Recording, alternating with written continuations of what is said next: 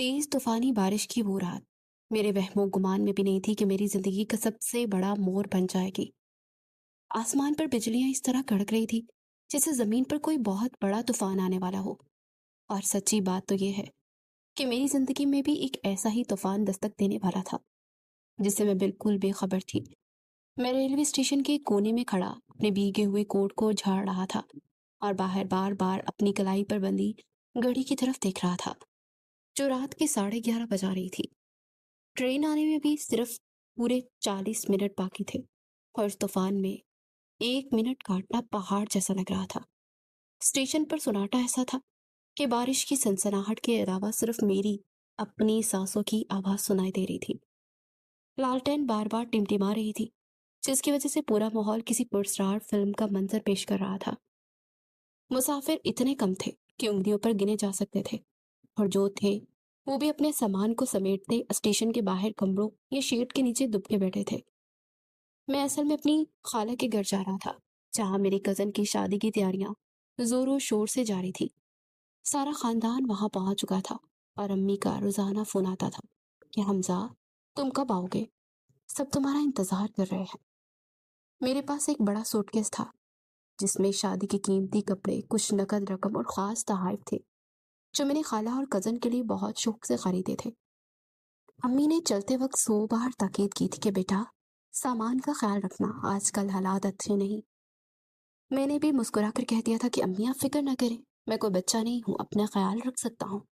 मगर मुझे क्या मालूम था कि कुदरत ने मेरे लिए कुछ और ही सोच रखा है। मैं स्टेशन के बेंच पर अपना भारी सूटकेस रखकर उसके साथ टेक लगाकर खड़ा हो गया और जेब से मोबाइल निकालकर खाला का मैसेज देखने लगा कि मैं ट्रेन में बैठने वाला हूँ। इस दौरान मेरी नजर में कुछ फासले पर मौजूद एक दूसरे बेंच पर पड़ी। वहां एक लड़की अकेली बैठी थी।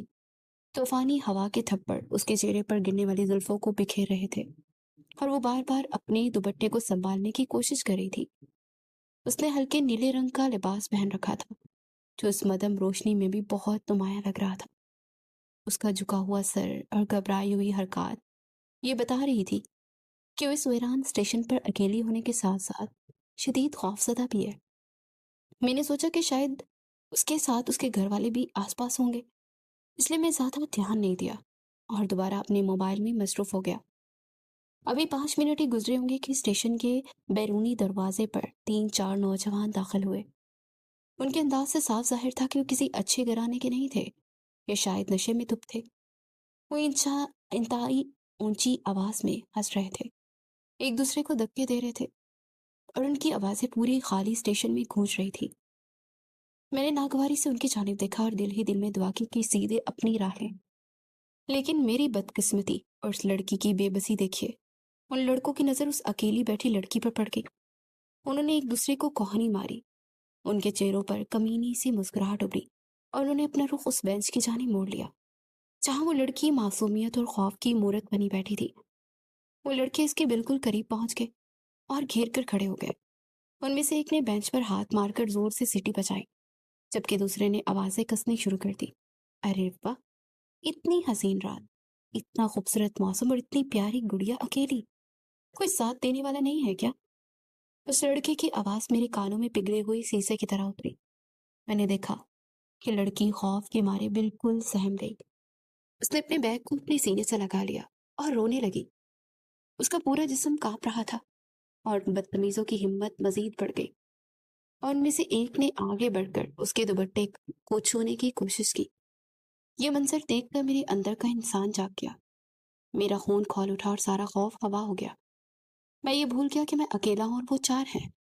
मैंने सोचा कि अगर मैंने उस मासूम की मदद ना की तो मैं खुद को कभी माफ नहीं कर पाऊंगा, और मैंने लपक कर जमीन पर पड़ा एक लोहे का राड उठाया, जो शायद किसी कंस्ट्रक्शन के काम के लिए वहां पड़ा था, और बड़ी ताकत से चिल्लाता उनकी जाने पड़ा।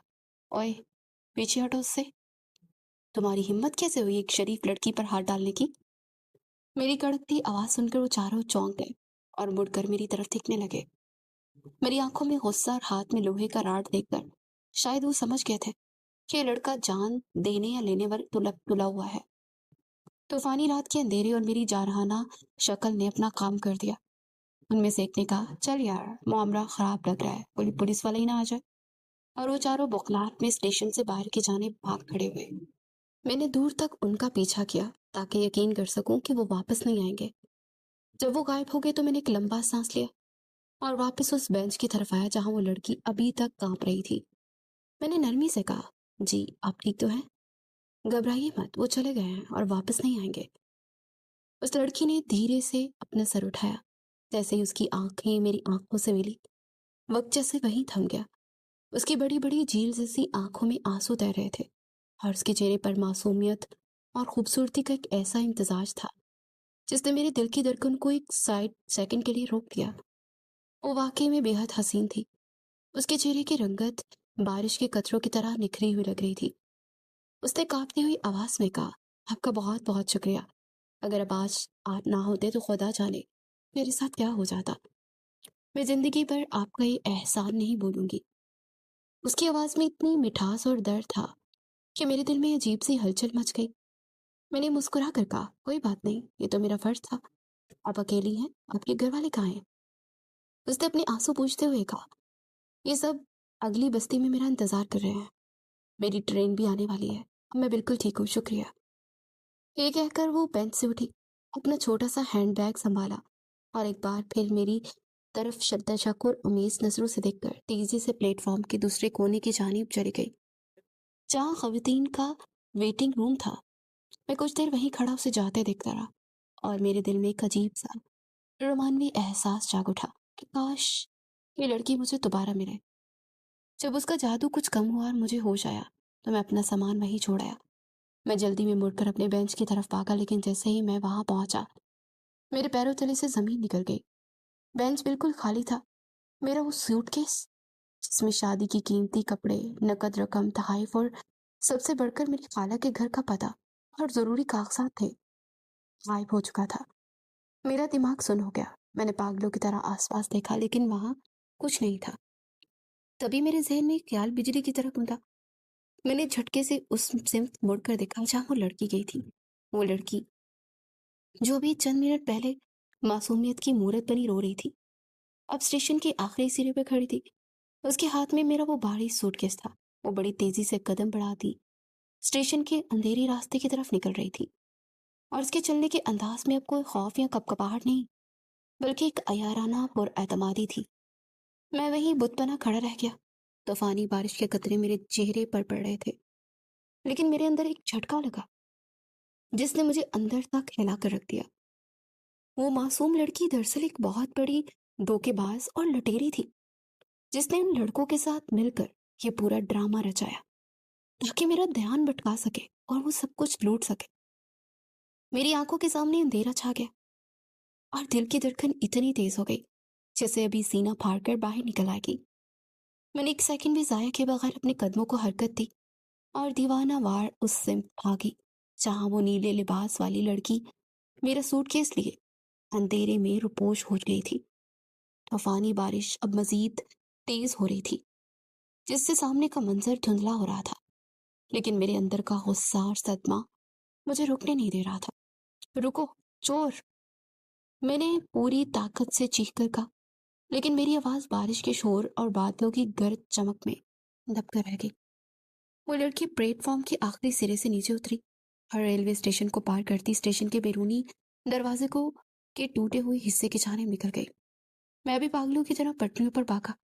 कीचड़ और फिसलन की वजह से एक जगह मेरा पाँव मुड़ा, लेकिन मुझे उस वक्त दर्द का एहसास तक नहीं था। मैं दीवार के साथ पास पहुंचा और बाहर अंधेरी गली में झांका, लेकिन वहां सिर्फ गुप्त अंधेरा, साए साए करती हवा और बारिश का पानी था। वो लड़की जमीन निकल गई, आसमान खा गया। उसका दूर दूर तक कोई नामो निशान तक नहीं था। मैं वहीं बारिश में भीगा हुआ घुटनों के बल बैठ गया। बेबसी का एक सांस मेरे अंदर झांका जिसने मुझे अंदर से तोड़ कर रख दिया। मैंने अपने दोनों हाथों से सर पकड़ लिया।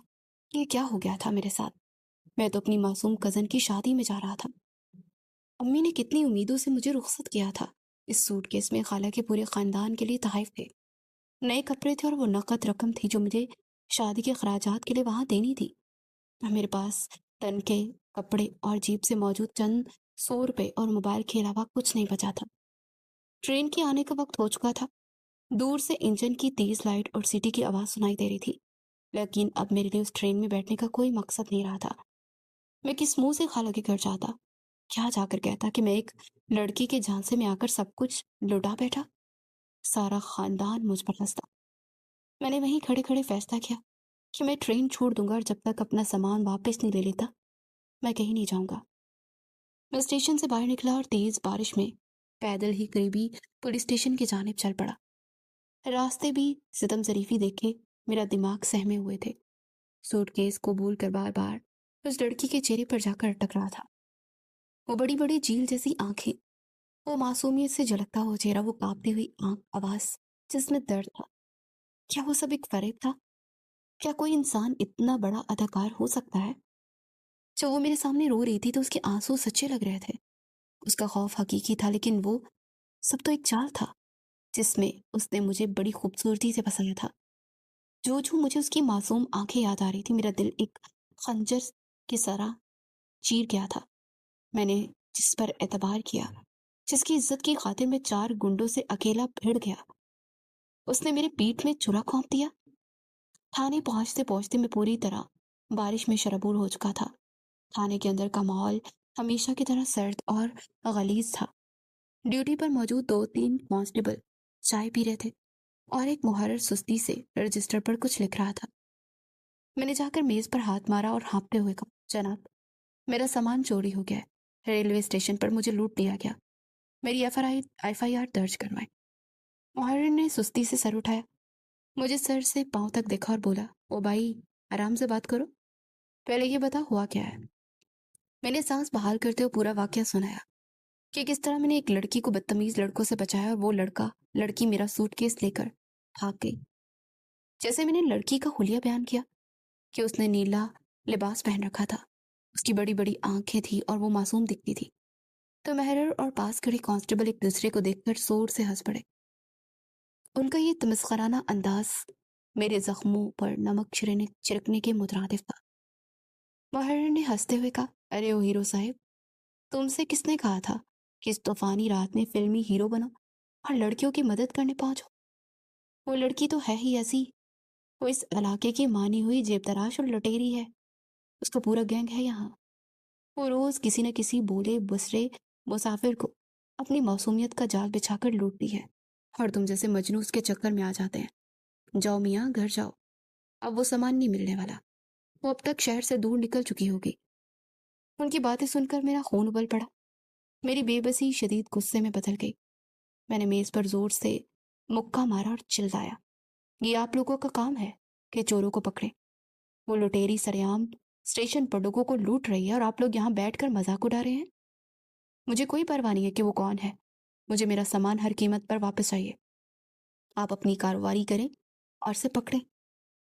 محرر بھی میری بدتمیزی پر غصے میں آ گیا اور بولا، اوے لڑکے، تمیز سے بات کرو، یہ تھانہ ہے، تمہارا گھر نہیں۔ قانون ہمیں نہ سکھاؤ، ہمارے پاس اور بھی بہت کام ہے۔ ایک معمولی سوٹ کیس کے لیے ہم پوری فورس نہیں لگا سکتے۔ میں شدید مایوسی کے عالم میں تھانے سے باہر آنے لگا کہ اچانک مجھے اپنے کالج کے جگری دوست اسد کا خیال آیا۔ اسد کا بڑا بھائی احسن بھائی اس ضلع کے محکمہ پولیس میں ایک بہت بڑے اور بااثر عہدے پر فائز تھا، اور ان کی پہنچ اور روب سے پورا شہر واقف تھا۔ میں نے فوراً جیب سے اپنا بھیگا ہوا موبائل نکالا، شکر ہے وہ چل رہا تھا، اور میں نے اسد کو کال ملائی۔ رات کی اس پہر کال کرنے پر اسد پہلے تو گھبرا گیا، لیکن جب میں نے روتی ہوئی آواز میں اسے اپنی پوری آپ بیتی سنائی اور پولیس والوں کا رویہ بتایا تو وہ غصے سے لال ہو گیا۔ اس نے کہا، حمزہ تم وہیں رکو، میں ابھی احسن بھائی سے بات کرتا ہوں۔ ان لٹیروں کی یہ جرت کہ میرے بھائی جیسے دوست کو لوٹیں اور پولیس تماشا دیکھے۔ موبائل بند کرنے کی ٹھیک 10 منٹ بعد تھانے کے اندر کا منظر یکسر بدل گیا۔ محرر کی میز پر رکھا سرکاری فون زور سے بجا۔ محرر نے فون اٹھایا، جی جی جی سر، بالکل بالکل سر، کہتے ہی اس کے چہرے کی ہوائیاں اڑنے لگی۔ وہ فوراً میری کرسی سے اٹھ کھڑا ہوا اور اس کی زبان لڑکھڑانے لگی۔ فون بند کر کے اس نے انتہائی تعظیم سے میری طرف دیکھا اور بھاگتا ہوا میرے پاس آیا۔ سر، مجھے معاف کر دیجیے، مجھے نہیں معلوم تھا کہ آپ احسن صاحب کے خاص بندے ہیں۔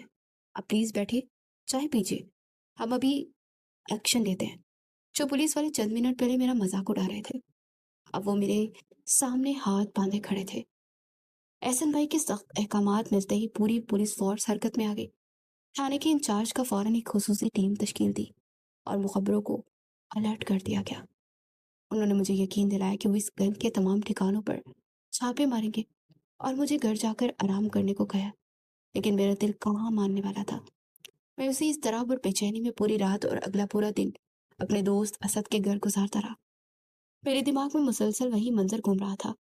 एक तरफ सूटकेस जाने का दुख और दूसरी तरफ उस मासूम चेहरे का फरेब मेरे दिल को कुचोके लगा रहा था। मैं बार बार सोचता कि जब वो पकड़ी जाएगी तो मैं उससे पहला सवाल क्या करूंगा। इंतजार की वो घड़ियां सदियों जैसी तवील थी, लेकिन बलाखिर अगले दिन शाम के वक्त मेरे मोबाइल की घंटी बजी। असद के भाई एहसन भाई का फोन था। उन्होंने गर्जदार आवाज में कहा, हमजा, मुबारक हो। हमारी टीम ने उस लड़की और उन तीनों साथियों को शहर के एक दूर दराज अड्डे से रंगे हाथों पकड़ लिया है। तुम्हारा सामान भी बरामद हो गया है। तुम फौरन थाने पहुंचो और उनकी शनाख्त करो। ये खबर सुनते ही मेरे अंदर जैसे जान लौट आई। मैंने असद का साथ दिया और तेज रफ्तारी से पुलिस स्टेशन की जानिब रवाना हो गया। जब मैं थाने के दरवाजे में अंदर दाखिल हुआ तो मेरा दिल तेजी से धड़क रहा था, क्योंकि अब मुझे उस मासूम लुटेरे की आंखों में देखकर उस फरेब का हिसाब लेना था। जब मैं पुलिस स्टेशन के उस तरीक और हफ्सदा कमरे में दाखिल हुआ तो मेरे अंदर जज्बात का एक ऐसा तूफान बरपा था जिसे अल्फाज में बयान करना नामुमकिन था। गुस्सा, तस्लील, बेबसी और तजस्सुस, ये सब एहसासात एक दूसरे में गुत्थम गुत्था हो चुके थे। कमरे के कोने में लोहे की सलाखों के पीछे वो चारों नौजवान बैठे थे जिन्हें मैंने उस तूफानी रात में लोहे का राड लेकर भगाया था। उनके चेहरों पर वो अब उखड़पन और बदमाशी नहीं थी, बल्कि पुलिस के तशद्दुद का खौफ और मारपीट के निशानात साफ नुमाया थे। उनके कपड़े फटे हुए थे और वो सर झुकाए जमीन को देख रहे थे, लेकिन मेरी नजरें उन गुंडों को नहीं ढूंढ रही थी। मेरी आंखें उस चेहरे की तलाश में थी जिसने मेरी हमदर्दी का फायदा उठाकर मेरी पीठ में छुरा कौंपा था। कमरे के दूसरे कोने में एक लकड़ी की पुरानी कुर्सी पर वो लड़की बैठी थी। उसने वही हल्के रंग का लिबास पहन रखा था जो अब मैला और जगह जगह से फटा हुआ था।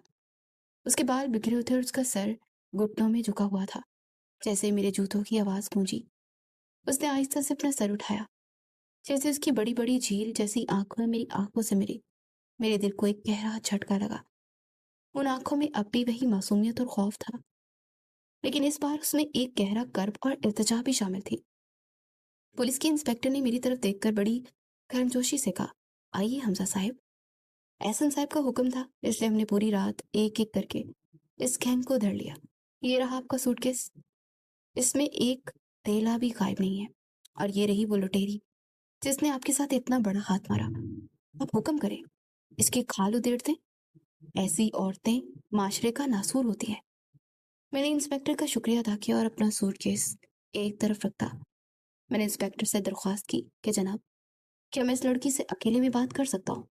मैं सिर्फ ये जानना चाहता हूँ कि इसने मेरे साथ ऐसा क्यों किया।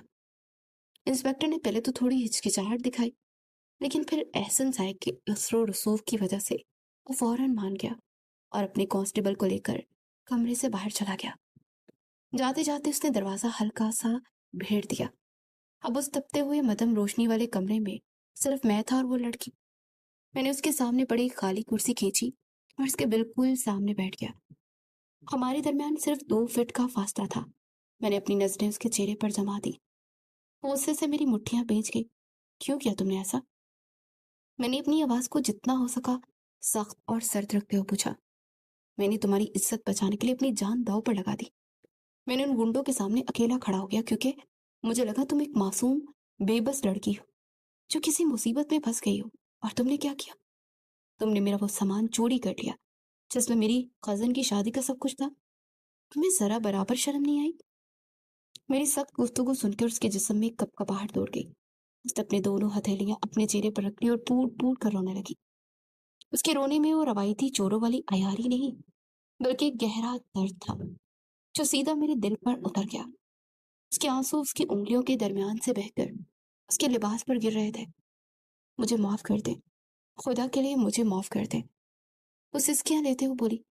उसकी आवाज घुटी घुटी और कांपती हुई थी। मैं जानती हूँ, मैं एक गुनहगार हूँ, मैं एक मुजरिम हूँ, लेकिन मैं कसम खाती हूँ मेरे दिल में चोर या लुटेरी नहीं हूँ। मैंने जो कुछ भी किया वो अपनी मर्जी से नहीं किया। मेरे लिए बहुत बड़ी मजबूरी थी। अगर मैं ये काम ना करती तो वो लोग मुझे जिंदा जला देते। मैंने गहरा सांस लिया और कुर्सी की पुष्ट से टेक लगा ली। मजबूरी? हर चोर और लुटेरा पकड़े जाने पर यही कहानी सुनाता है। मुझे तुम्हारी बातों पर 1% भी यकीन नहीं है। तुम्हारी वो मासूम आंखों का एक बड़ा धोखा है जो तुमने स्टेशन पर मेरे सामने रचाया था। उसने झटके से अपना सर उठाया। उसका चेहरा आंसू से तर था। उसकी लाल हुई आंखें मेरी तरफ देख रही थी। वो धोखा नहीं था। स्टेशन पर जब लड़के मुझे छेड़ रहे थे तो वो कोई ड्रामा नहीं था। वो सचमुच मेरे साथ जबरदस्ती कर रहे थे। वो लोग मेरे अपने ही गैंग के करांदे हैं, लेकिन उस रात उनकी नीयत खराब हो गई थी और वो सच में मुझ पर हाथ डाल रहे थे। जब आप लोहे का राड लेकर आए तो आपने सचमुच मेरी जान और इज्जत बचाई थी, लेकिन लेकिन जैसे ही वो भागे उन्होंने दूर खड़े होकर मुझे इशारा किया कि अगर मैं आपका सामान लेकर वहां से ना भागी तो मेरे छोटे भाई को जान से मार देंगे और स्टेशन से बाहर निकलते ही मेरा हशर कर देंगे। वो लड़की अब अपनी जिंदगी की उन तारीख सफात को खोलने लगी जिन्हें सुनकर पत्थर का दिल भी पिघल जाए। उसने बताया कि उसका नाम आलिया है। 6 साल पहले तक वो एक हंसते खेलते और शरीफ घराने से ताल्लुक रखती थी। उसके वालिद एक छोटे से स्कूल में उस्ताद थे और वो अपनी जिंदगी में बहुत खुश थी। लेकिन फिर एक दिन उसकी माँ का इंतकाल हो गया और यही उसकी जिंदगी का सबसे बड़ा जवाल था। उसके वालिद ने उसकी और उसके छोटे भाई की देखभाल के लिए दूसरी शादी कर ली और जो औरत उनकी सौतेली माँ बनकर उस घर में आई वो इंसान नहीं बल्कि एक जल्लाद निकली। मेरी सौतेली माँ वो एक शैतान सिफ्त औरत है। आलिया ने अपने दुपट्टे से आंसू पूछते हुए कहा। उसकी आवाज में नफरत और खौफ का एक अजीब सा इम्तजाज था। शुरू में तो वो हमारे सामने बहुत अच्छी बनी, लेकिन जैसे ही मेरे वालिद एक सड़क हादसे में इंतकाल कर गए उसने अपने असली रंग दिखा दिया। उसने घर का सारा कंट्रोल अपने हाथ में ले लिया। मेरा एक छोटा भाई है समीर, जो सिर्फ 10 साल का है और उसे दिल का आरसा है। मेरी सौतेली माँ ने समीर के इलाज के नाम पर हम पर जुल्म करना शुरू कर दिया। उसका ताल्लुक शहर के एक बहुत बड़े जराइम पेशा गैंग से था जिसका सरगना उसका अपना सगा भाई है। आलिया ने बताया कि किस तरह उसकी सौतेली माँ ने उसे जबरदस्ती इस दलदल में धकेला। उन्होंने मुझे बंदूक की नोक पर डराया कि अगर मैं उनके कहे मुताबिक रेलवे स्टेशन और बस अड्डों पर जाकर शरीफ मुसाफिरों को अपनी मासूम शक्ल दिखाकर जाल में ना फंसाऊं तो मेरे मासूम भाई को जहर दे देंगी या उसका इलाज बंद करवा देंगी। मैं एक लड़की हूँ, मैं कहाँ जाती। मैंने पुलिस स्टेशन में मदद मांगने की कोशिश की, लेकिन मेरी सौतेली माँ के भाई की पहुंच बहुत ऊपर तक थी। वो मुझे हर बार पकड़कर वापस ले आते और फिर मुझे एक अंधेरे कमरे में बंद करके इतना मारते कि मैं बेहोश हो जाती। वो अपनी आस्तीनें ऊपर करके मेरे बाजू मुझे दिखाने लगी, जहाँ पुराने और नए जख्मों के नील और स्याह निशानात मौजूद थे जो किसी गर्म चीज से दागे गए थे। ये देखकर मेरे अंदर का गुस्सा आहिस्ता आहिस्ता पिघलने लगा और उसकी जगह एक गहरी हमदर्दी और दुख ने ले ली। मैं रोज रात को खुदा से मौत मांगती हूँ, आलिया ने सिसकियां लेते हुए कहा।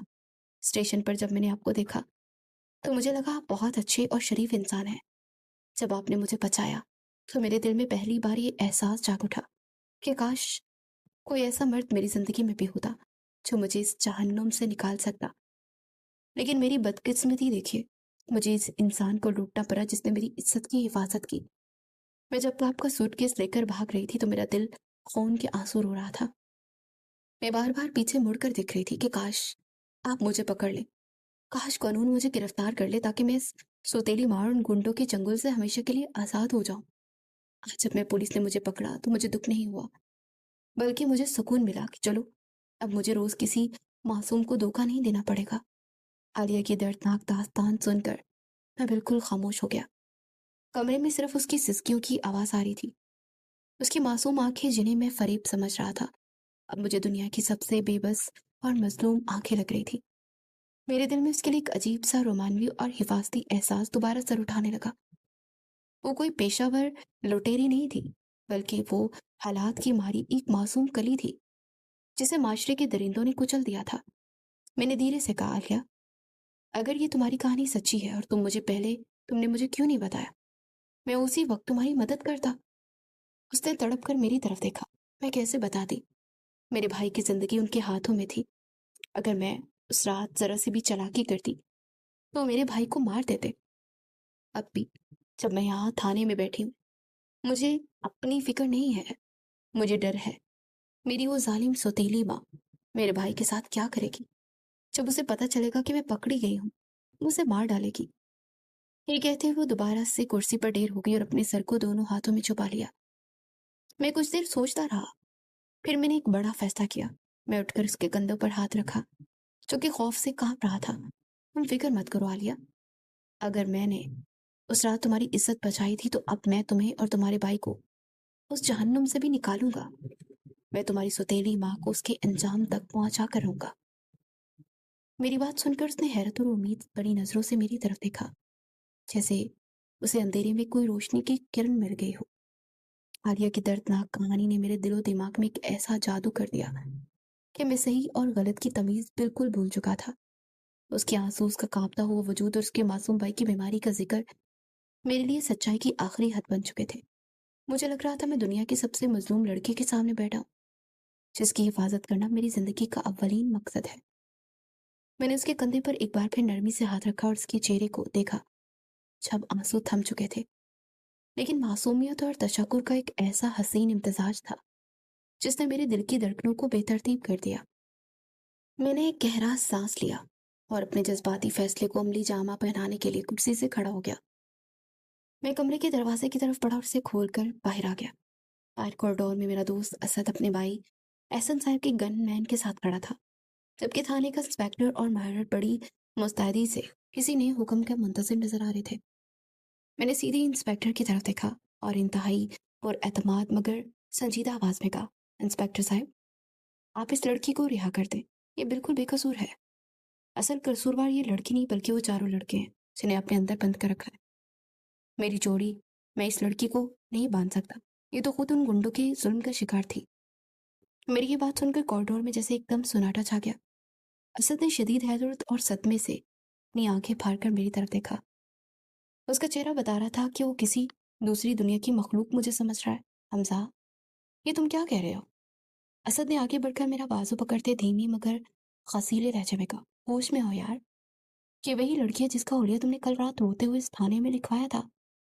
یہ وہی ہے جو تمہارا سوٹ کیس لے کر طوفان میں غائب ہو گئی تھی، اور اب تم کہہ رہے ہو کہ یہ بے قصور ہے۔ احسن بھائی نے اپنی پوری فورس اس لٹیری کو پکڑنے کے لیے لگا دی اور تم اب مکر رہے ہو۔ میں نے اسد کی آنکھوں میں جھانکتے ہوئے گریز کیا۔ مجھے معلوم تھا کہ میرے پاس اس سوالوں کا کوئی متقی جواب نہیں ہے، سوائے اس جذباتی سچائی کے جو عالیہ نے میرے دل میں نقش کر دی تھی۔ میں نے اپنا بازو اس کی گرفت میں چھڑایا اور انسپیکٹر سے دوبارہ کہا، انسپیکٹر صاحب، میں اپنا کیس واپس لے رہا ہوں، کم از کم اس لڑکی کی حد تک۔ میرا سامان مجھے واپس مل چکا ہے اور میں کسی بے گناہ کو چیل کی سلاخوں کے پیچھے نہیں دیکھ سکتا۔ اب پلیز اسے ابھی کے ابھی جانے دیں۔ انسپیکٹر نے ایک لمحے کے لیے اسد کی طرف دیکھا، پھر احسن صاحب کی روپ کو یاد کرتے سر ہلایا۔ ٹھیک ہے حمزہ صاحب، اگر آپ کہہ رہے ہیں تو ہم اسے چھوڑ دیتے ہیں، ویسے بھی مدی کی مرضی کے بغیر ہم سے زیادہ دیر نہیں رکھ سکتے۔ میں واپس کمرے کے اندر آیا جہاں عالیہ ابھی تک کرسی پر بیٹھی حیرت اور امید سے مجھے دیکھ رہی تھی۔ میں اس کے قریب جا کر دھیمی آواز میں کہا، عالیہ، تم باہر آؤ، میں پولیس والوں سے بات کر لی ہے، وہ تمہیں نہیں روکیں گے۔ تم تھانے سے باہر نکل کر بینچ پہ بیٹھو، وہاں بیٹھ کر میرا انتظار کرو، میں ان لڑکوں سے بات کر کے فوراً وہاں آتا ہوں۔ میں خود تمہاری مدد کروں گا، تمہارے بھائی کا علاج بھی کرواؤں گا اور تمہیں اس جہنم سے بھی نکالوں گا۔ عالیہ نے میری طرف دیکھا، اس کی بڑی بڑی آنکھوں میں تشکر اور گہرے جذبوں کی ایک ایسی چمک تھی جس نے میرے پورے وجود کو پگھلا کر رکھ دیا۔ وہ کرسی سے اٹھی اور میرے بالکل قریب آئی اور اتنے مدم لہجے میں بولی کہ اس کی سانسوں کی گرمی مجھے اپنے چہرے پر محسوس ہوئی۔ آپ بہت اچھے حمزہ صاحب، میں نے زندگی میں آپ جیسا انسان نہیں دیکھا، آپ کا احسان میں کبھی نہیں بھولوں گی۔ اس کی آنکھوں میں مجھے اس وقت محبت اور پناہ کے دیپ جلتے ہوئے دکھائی دیے اور میرا دل ایک عجیب سے طریقے سے دھڑکنے لگا۔ مجھے لگا میں نے زندگی کی سب سے بڑی جنگ جیت لی ہے اور یہ لڑکی اب ہمیشہ کے لیے میری ہو چکی ہے۔ وہ ایک دلکش مسکراہٹ کے ساتھ مڑی اور کمرے سے باہر نکل گئی۔ اس کے باہر جاتے میں نے گہرا سانس لیا اور اپنے بکھرے ہوئے جذبات کو سمیٹا۔ اب باری تھی ان چاروں لڑکوں کی جن کے بارے میں میرا خیال تھا کہ اس گینگ کے کارندے تھے اور انہوں نے عالیہ کو مجبور کیا تھا۔ میں نے اپنے چہرے پر سختی لائی اور ان چاروں گنڈوں کو کوٹری کی طرف قدم بڑھایا۔ لاک اپ کے لوہے کے سرے سرد اور بدبودار تھے، وہ چاروں اس کے اندر ایک کونے میں سہمے ہوئے بیٹھے تھے۔ جیسے میں ان کے سامنے جا کر کھڑا ہوا، ان میں سے وہی لڑکا جس نے اسٹیشن پر سٹی بجائی تھی घुटनों के बल आगे आए और लोहे की सलाखों को पकड़ कर रोते हुए कहने लगा, साहिब, खुदा के लिए हम पर रहम करें। हम मानते हैं कि हम आवारा हैं, हमसे गुनाह हुआ। हम उस तूफानी रात में उस लड़की को देखकर उस पर आवाजें कसी, उसे छेड़ने लगे। ये हमारा बहुत बड़ा गुनाह है। आप हमें इसकी जो सजा देना चाहे दे दें। पुलिस से कहें हमें जितने चाहे जूते मारे, लेकिन साहिब, खुदा की कसम, हमारा उस चोरी से कोई ताल्लुक नहीं है। मेरे तन से मुस्कुरा कर कहा, तुम लोग अब भी झूठ बोल रहे हो। वो लड़की सब कुछ सच सच बता चुकी है। तुम लोग उसके गैंग के बंदे हो। तुमने उसके भाई को यरमगाल बना रखा है और तुम ही ने उसे मजबूर किया कि मेरा सामान चोरी करे। मेरी ये बात सुनते उन चारों लड़कियों के चेहरे पर एक ऐसा शदीद सदमा और हैरत उभरी जो बनावटी नहीं हो सकती थी। वो एक दूसरे को देखने लगे जैसे मैंने कोई बहुत ही बिल्कुल अछूती जुबान बोल दी हो। उनमें से एक दूसरा लड़का रोते हुए बोला, साहिब, आपको किसी ने ये फिल्मी कहानी सुनाई है। हमारा किसी गैंग से या किसी लड़की से कोई वास्ता नहीं है। हम तो उस बस्ती के गरीब मजदूर हैं। उस रात बारिश तेज थी तो हम स्टेशन की स्टेज शेड के नीचे पनाह लेने आए थे।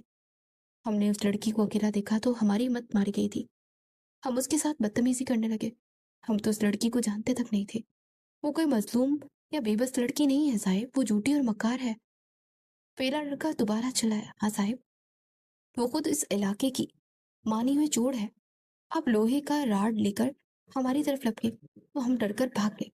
लेकिन जब पुलिस ने हमें शाम बस्ती से पकड़ा और थाने लाई तो हमें पता चला कि उस लड़की ने तो आपका पूरा सूटकेस उड़ा लिया था। और अब जब वो खुद पकड़ी गई है तो उसने अपनी चोरी छुपाने के लिए, पुलिस के तशद्दुद से बचने के लिए हम सबको फंसा दिया और आपको गैंग की झूठी कहानी सुना दी। साहिब, अब जो चाहे किसी भी तरह हमारी मालूमात निकाल लें, हमारी मोबाइल हिस्ट्री चेक कर लें, हमारे घर वालों से पूछ लें। हमारे इस लड़की से दूर दूर तक कोई लेना देना नहीं। वो आपकी हमदर्दी का फायदा उठाकर खुद चोरी करके भागी थी। अब वो भी आपको बेवकूफ बनाकर निकल गई फिर से। उन लड़कों के अल्फाज सुनकर मेरा जिस्म सुन हो गया, हर दिल की धड़कन जैसे रुक गई। उनके चेहरों पर मौजूद सच्चाई का खौफ और बेबसी ये चीख चीख कर कह रही थी कि वो झूठ नहीं बोल रहे। अगर ये लड़के सच्चे थे, अगर इनका कोई गैंग नहीं था, अगर आलिया आलिया झूठा नाटक कर रही थी और उसका भाई बीमार नहीं था, अगर उसकी कोई जुल्म जालिम सौतेली माँ भी नहीं थी, तो इसका मतलब था कि मैं एक बार फिर इसी थाने के अंदर उसके मासूम आंखों और झूठे आंसुओं के जाल में आकर दुनिया का सबसे बड़ा बेवकूफ बन चुका था। मेरी कदमों तले से जमीन खिसक गई। सारी रोमानवी नशा, वो मोहब्बत के जलते दीप, वो सांसों की गर्मी, सब कुछ एक सेकंड में खाक हो गया। मैं पागलों की तरह मुड़ा और थाने की बैरूनी दरवाजे की जानिब भागा। असद और इंस्पेक्टर मुझे हैरत से दिख रहे थे, लेकिन मैं बगैर कुछ कहे बाहर सड़क की तरफ लगा। जैसे ही मैं थाने से निकलकर बाहर देखा, वहां दूर दूर तक कोई नहीं था। वो लुटेरी पुलिस स्टेशन के अंदर मुझे अपनी मजलूमियत का आखिरी पार्ट सुनाकर, मेरी हमदर्दी को अपनी ढाल बनाकर कानून की चंगुल से हमेशा के लिए आजाद होकर जा चुकी थी। असद भी मेरे पीछे ही बाहर निकला। वो मुसलसल मेरा नाम पुकार रहा था, हमजा, ओ हमजा, रुको, क्या हुआ तुम्हें, पागल हो गए हो क्या? उसकी भारी जूतों की आवाज मेरे पीछे सड़क की तारीक तारकोल में तेजी से गूंज रही थी।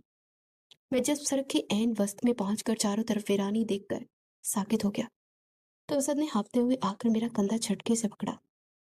उसका चेहरा शदीद तशवीश और गुस्से का अजीब इम्तजाज पेश कर रहा था।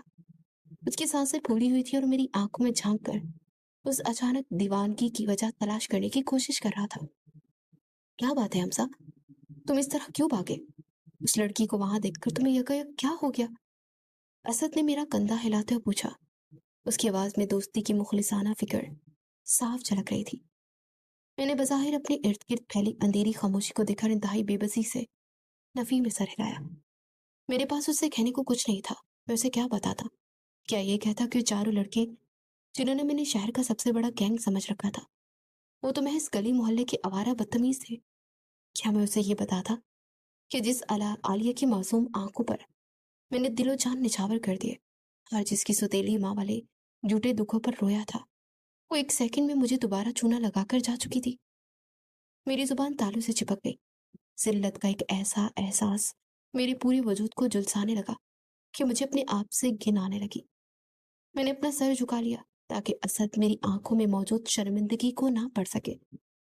असद ने मुझे इस तरह खामोश और टूटा हुआ देखा तो शायद उसने सोचा کہ میں پچھلی رات کی तूफानी اور सामान चोरी होने के सदमे से अभी तक पूरी तरह बाहर नहीं निकल पाया।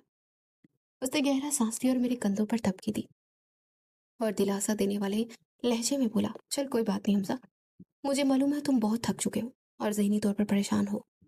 ये पुलिस वाले इन लड़कों से खुद तफ्तीश और पूछ-कुछ कर लेंगे। एहसन भाई ने इंस्पेक्टर को सख्त हदायत दी है।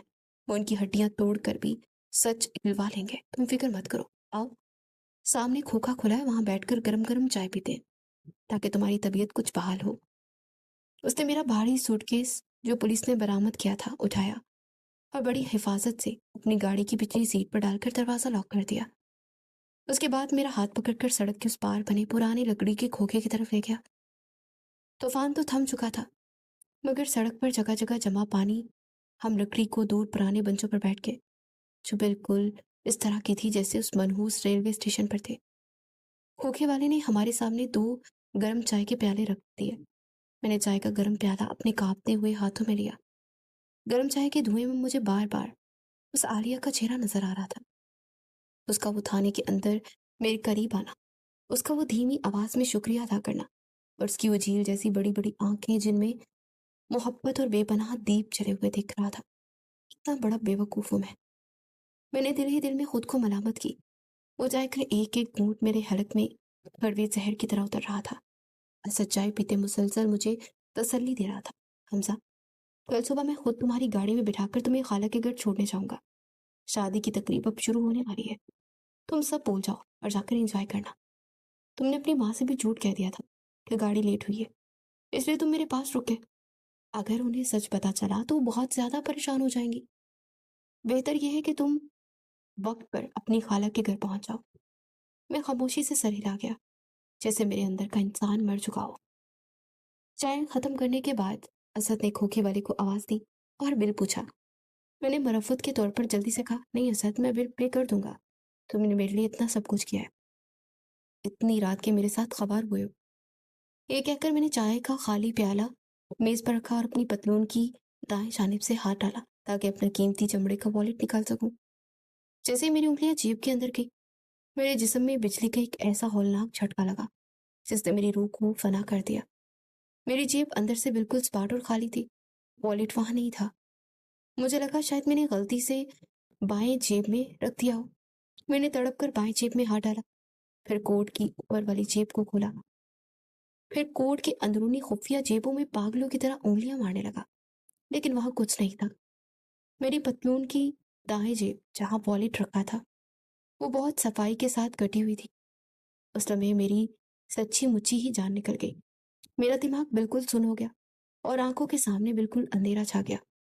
उस वॉलेट में ना सिर्फ 50 रुपए की नकद रकम थी जो मैंने हंगामी हालात के लिए रखी थी, बल्कि उसमें मेरा असली शिनाख्ती कार्ड, वो तमाम बैंकों के एटीएम कार्ड, क्रेडिट कार्ड और सबसे बढ़कर मेरे कुछ ऐसे कीमती दस्तावेजात और कागजात थे जिनका दोबारा बनना नामुमकिन था।